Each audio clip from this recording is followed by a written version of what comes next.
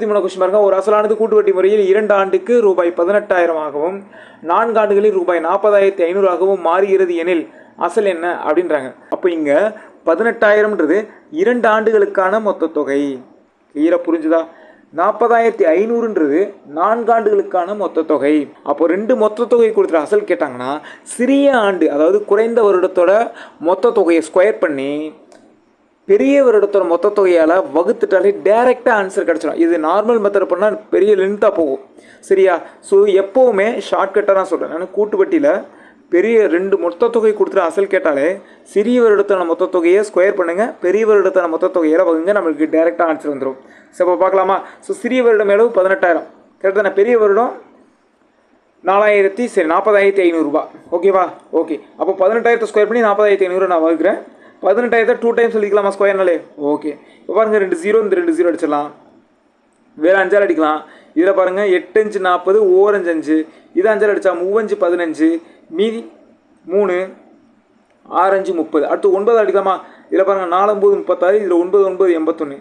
9 18 அடிக்கலாம். 1 9 9, 2 9 18. அப்போ இங்கே வந்து என்ன ஆகும்? 2000 வந்துடும். கரெக்ட் தானே?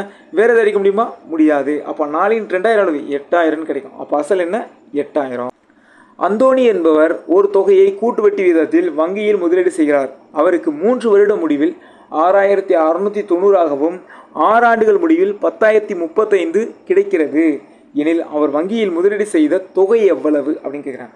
என்னன்னா இதில் 2 மொத்த தொகை கொடுத்துறாங்க. ஒன்று என்னன்னா 3 வருஷத்துக்கான மொத்த தொகை. கரெக்ட் தானே?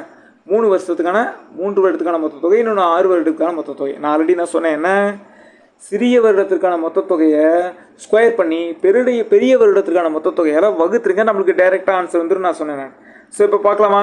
பாருங்கள், 6,690 ஸ்கொயர் பண்ணிவிட்டு 10,035 என்ன பண்ணுறேன்? வகுக்கிறேன். அப்போது அந்த ஸ்கொயர்னா நான் 2 டைம்ஸ் போட்டுக்கலாமா? ஓகே. இப்போ நம்ம 5 அடிக்கலாம். பாருங்கள், இதில் 201 5, சரி 205 1000. கரெக்ட் தானே? மீதி 3 7 5 35. அடுத்து இது 5 அடிக்கலாமா? 1 5 5, மீதி 1 3 5 15, மீதி 1 3 5 15, மீதி 4, இங்கே 8 5 40. அப்படி இது 3 அடிக்கலாம். ஸோ 3 அடித்தா பாருங்கள், இதில் 6 3 18, மீதி 2. சரி தானே?